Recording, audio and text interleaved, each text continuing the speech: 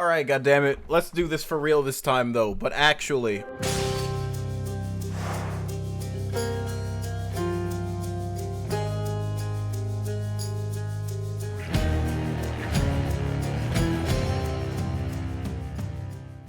Alright.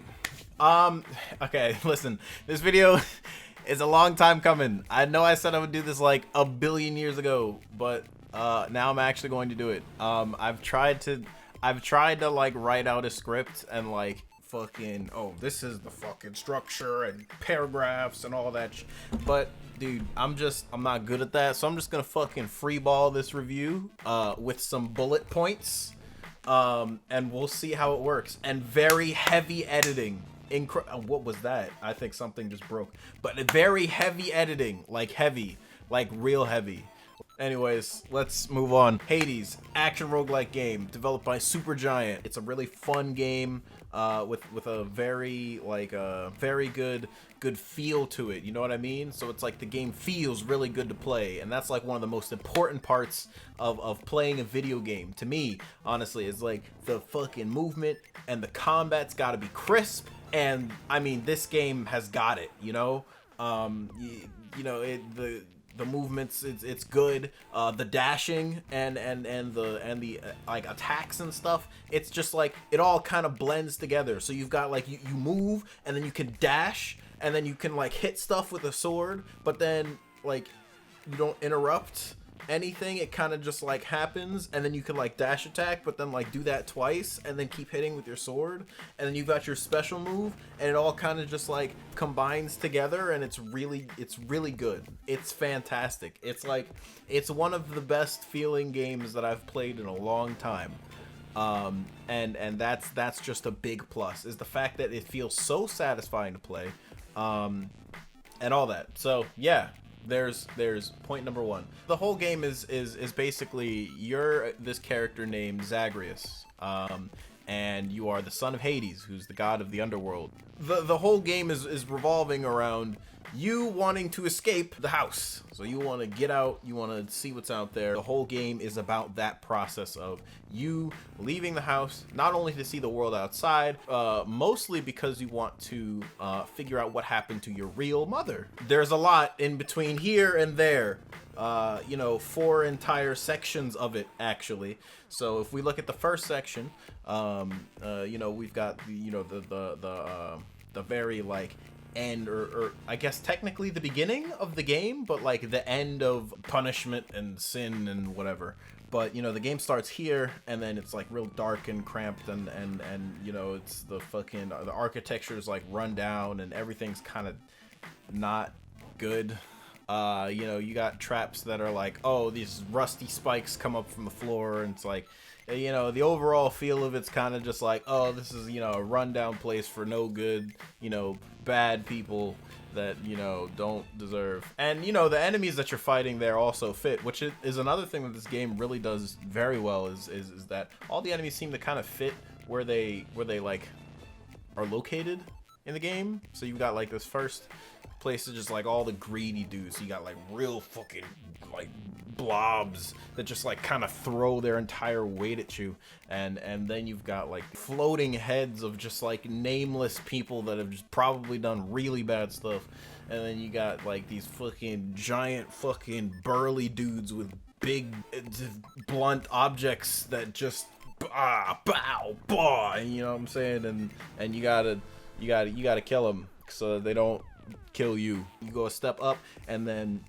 now you're in giant like delta of lava or something, if you would call it that. Vast expanse of brimstone and fire. Just everything's burning. There's lava everywhere, and you got to be careful. And if you're not, you're gonna end up swashbuckling over here, and you dash this way, and now you're just burning alive, and it's not fun. And the enemies here are like, they've got the spikes everywhere, and they've got the bombs, and they're very fitting for that area as well. And then you go to the next area, and the next area is like, oh, well this is where the rich people live. This is where you die, you don't go up. Everybody goes down. Everybody goes down to the underworld. It's just, do I go at the top of the underworld, or do I go to frickin' brimstone and fire and chains and shackles and bad architecture. Nobody wants that. Nobody wants the bad architecture. What we want is we want to get to the top. And at the top, you've got, you know, these warriors that you're fighting and dudes with like shields that like actually know what they're doing, that are like a threat. And you got freaking assassins, you know, with knives, and dudes with spears that like, and bows, and they're good at killing you, and they do it a lot. So they're no pushovers. When you get, the point I'm trying to make is every set of enemies is appropriate for where they're starting or for where they are, right? And something that kind of reminds me of is this idea that Hades is a good game because it has difficulty that's not reliant on cranking the fucking numbers. Okay, let me say that again. I don't think everybody heard that, right? I don't think. Okay, Hades, right? And listen, pay attention. Hold on, pay attention. Pay attention to this one. Okay, listen. Hades is a good game because it amps up the difficulty without relying on increasing the numbers, right?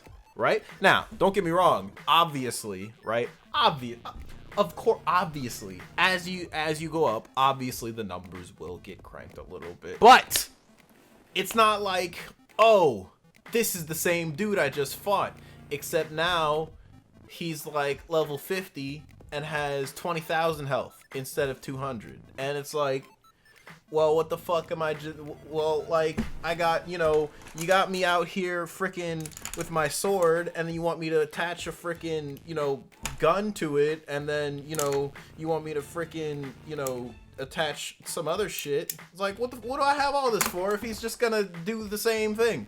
That's stupid. Hades is not like that, you see? Instead of that, right, you have your sword, right? And the game's like, look, the gods themselves think you're cool. So what if they took your sword and made it shoot fucking lightning, right? And the way the game progresses, it's like you don't just do more damage, and then the enemies also scale higher with health so that it makes it feel like you're playing the same game at the same difficulty the entire way through. It's like, okay, here's your weapon, right? And along the way, we're going to give you some additions to the weapon that make it feel like you're playing differently, that evolve your strategy, right? So you have to you don't have to like change up how you're playing, but it would benefit you to play more to your strengths rather than, okay, I'm just going to keep hitting this guy, and because my numbers are higher, this time I'm going to win. Like, no, that's not fun, but this is fun, and this is what the game does. So it's like, you have your weapon, we're adding new stuff to it. They're called boons, right? Okay, so you get a boon very often. It's not every it's not every room that you finish, but it's enough. You get enough. You get boons. Every time you get a boon, it's like, hey, you know, this is the Ares boon. So it's gonna be like, here, he has his own set of things, and each god has a boon that amplifies either your regular attack, or your special attack, or your dash, or your spell, or allows you to call them, and I just call it like a super or an ultimate ability, when you get your god call meter up high enough. And so each god has one of those, and there's like, you know, fucking, I don't know, 6 or 7 of them, I don't remember. So each god has one of those, and then each god has like 3 unique ones, or maybe 3, maybe 4 or 5, I don't remember again, but it's a lot, that are building onto those, that the basic ones, and then they have legendary ones, 1 each at least, I think, maybe 2, I think it's 1 though, that further increase your ability, right? And then, right, listen, here's the kicker. Here's where it gets crazy. Then, sometimes they team up, right? They team up and they're like, listen, we all like kind of fucks with each other, so like we're both gonna help you out. You know what I'm saying? On some Shark Tank type shit. You know what I'm saying? They're like, I'm gonna come in with you on that deal, and we're gonna give you this joint package. And they're usually very good. Incredibly so, actually. Let me research an example real quick, because I can't remember an example off the top of my head. Ares, right? Okay, look at all these. That's a lot. That's a lot of them, right? That's so many. Okay, so we've got our basic boons, right? Curse of Agony. We're doing more damage. That's your auto attack. It inflicts doom. Okay, and doom is something like you hit something, they get a little thing above their head. That's impending doom. And then when that ticks, they take more damage. It's very good. So you've got Curse of Agony. That's your auto attack. You've got Pain. That's your special. And then you've got your cast, your spells. You've got a dash upgrade here. You've got your call here, your ultimate ability. You've got even more things that enhance the doom aspect of this character. So Ares is kind of centered around this doom mechanic, and he's got all these other abilities that he can give to you to enhance that. And then he's got, you know, a couple abilities to increase your effectiveness with his, you know, vortex of blades stuff that you can get from your dash here, or your call, which turns you into a giant fucking sawtooth, and it's pretty cool. And then we got here down here at your legendaries. Blade Rifts deal more damage for each hit. So it's ramping up in damage, making those just more effective, just better. It just makes it so good. Anyways, we've got dual boons here too. So we've got one with Aphrodite, and then we've got Artemis, Athena, Demeter, Dionysus, Poseidon, Zeus, and it makes both parties, you know, get involved and come together, make something great. It's the collab of the century, okay? I'm telling you. So with this, you see how many of these there are, right? I'm scrolling and it's a lot. Now, consider this. You've got like however many of that there is of them. That's how many there are. I don't know. I'll count them up in post and put a number on the screen, like right there or something. That's how many. That's a lot, okay? And then I'll do some math, and the math will show up, you know, going down, and that's a lot. That's a lot of fucking possibilities. That, from these numbers, that's a lot. That the game the possibilities are endless. Not really, because it's only this much, but still, the difficulty ramping is something that I'm a very big fan of. Now let's talk about the visuals. The visuals. God. The visuals. The visuals. The game is gorgeous.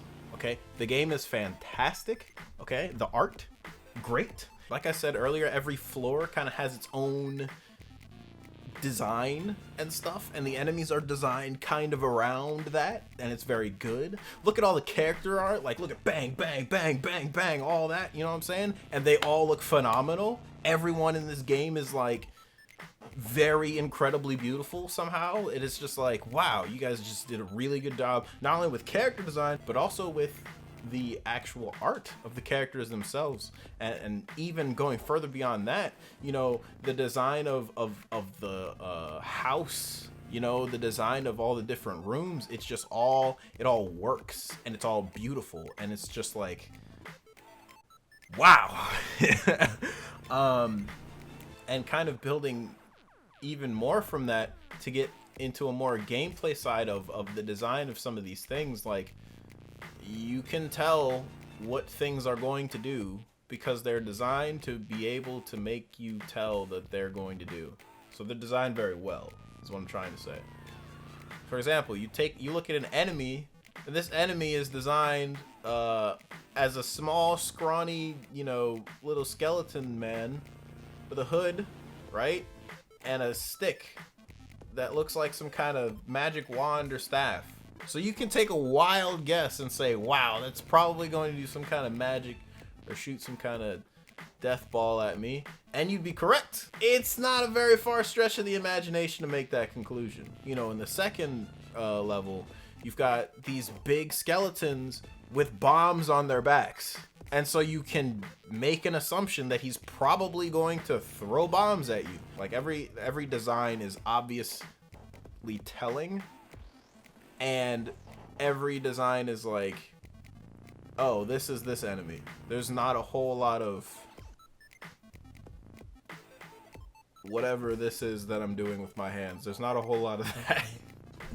there's not a whole lot of confusion when you see an enemy. You're like, oh, this is that enemy. Oh, this is the guy with the bow. You know, oh, this is the, you know, the fat dude that's gonna body slam me. Oh, you know, this is the hand that, you know, grabs me. But how does the game sound, right? Now, let me tell you. When I'm telling you that these goddamn voice actors did a great job, man, they did a great job. Bro, these characters, like the characters, they feel like characters. They feel alive. One of my favorite dynamics in this game between characters is the dynamic between Hades and Zagreus. It's like a father-son dynamic, and it's believable. Like, it makes sense. Like, Hades is like, boy, you're so dumb. You shouldn't be trying to go out. It's for your own good. And Zagreus is like, you know, 18 and offering, you know, the teenager sass and like, no, dad, you're dumb. The voice actors are really good. And they fit their characters very well. You know, like I just mentioned, Hades has got that like stern father vibe, and he's like, oh, boy, you won't escape here ever. And you know, Zagreus is kind of like laid back and chill for the most part. And you know, you got other characters like Poseidon is just like fucking super like far out dude, like surfer vibes and shit. And you know, Dionysus is the party animal. He's like always relaxed. Again, Chaos is weird. The soundtrack for this game is very good. You know, it knows kind of what it needs to do. You know, it's mellow when it needs to be mellow, and then it picks up when it needs to pick up, and then you get to that boss fight. Man, listen, one of my favorite tracks in this game is I think it's called Scourge of the Furies. That song is my favorite song in the game, and probably one of my favorite fight themes in general. Like, it's up there with like the Doom soundtrack and fucking whatever else. You know what I mean? Like, it's right up there. It's there. Like, they're on similar levels. You know what I mean? It's really good. And a really good thing that this game does is it does. So before you have a boss fight, it kind of like the game eases you into the fight, right? So you get to the room, and the first fight, a Fury sister, you know, you're talking to her, and you're like, oh, you know, whatever, this and this and that, and they're kind of having a conversation, they're going back and forth. You can tell, you know, there's history there, because, you know, like I said earlier, the characters are so like, God, they're so good. But you know, there's history there. You're having a conversation, and the music's like, you know, kind of mellow, like, you know, kind of just like, you know, in the background, kind of faded away. Not really like present or anything. You kind of just like hear it off of like if you're listening to it, you can hear it. But like if you're trying to pay attention to the conversation, it's very easily drowned out. And then the boss delivers the line that signals, okay, the fight is starting. Some shit like, oh, time to send you back home. And then they do their like, I'm ready to fight, you know? And when they deliver that line, the song shifts into its second kind of phase, if you will. Sort of like, it's like, oh, it's time to send you back home. And then the drop, where the guitar just decides to turn on, you know, and then the drums just show up, and you go from this kind of like, and then he's, it's just, and you just get pumped, and you're like, okay, time to fight, let's fucking beat some ass. Man, the game is great. Another thing that I really enjoy about the game is there's not like one set in stone way to play the game.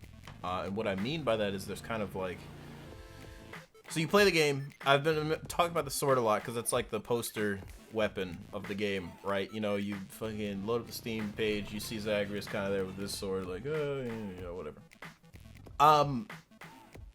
But there's 6 different weapons to unlock, and each of the 6 weapons kind of, or I don't want to say kind of because they do, each of the 6 weapons plays incredibly differently from each other.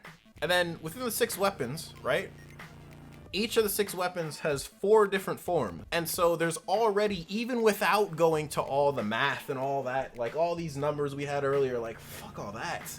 Even without even worrying about that, you've got so much variation between how you can play the game, and then variation within the variation of how you can play the game. And let's not even start about like the trinkets. There's like a billion of those, and then you know you've got like 6 pets that can aid you on your quest and stuff. And you know, and then you don't even get me started on the mirror, dog. The mirror is just, it's a lot. There's a lot that goes into you being able to choose how you want to play the game. The hammers, Daedalus's hammers, that you can find, you know, throughout the run, that upgrade the weapon itself. You know, that add extra things. You know, maybe the bow gets like to shoot twice in a row. Maybe it gets to shoot 3 times at once. You know, maybe the spear just hits a little bit farther. Maybe the sword. There's one where the sword you just get lifesteal. Like that's amazing. Like that's really good. You know, the gun, I don't know about the gun because I actually don't like the gun too much, but that's the great thing.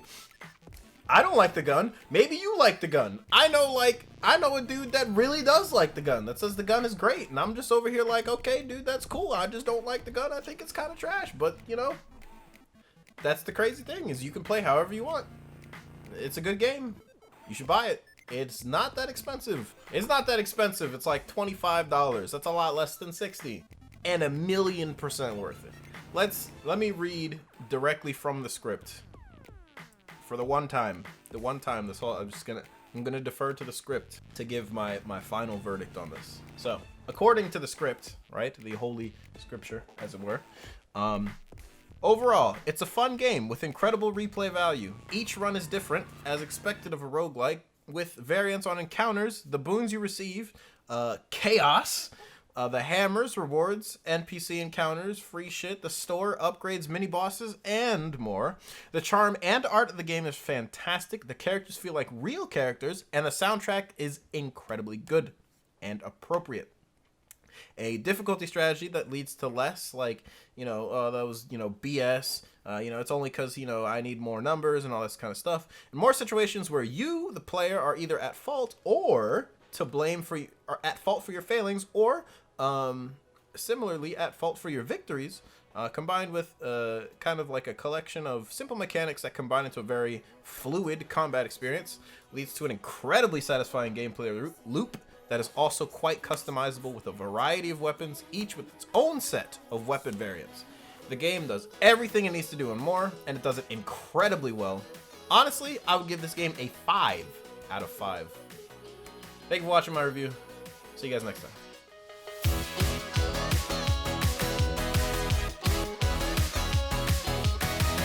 Oh yeah, also it's a dating simulator, so, you know, that's cool, I guess, if you're into that.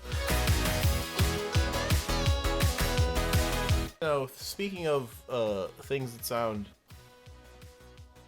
yeah, things that sound,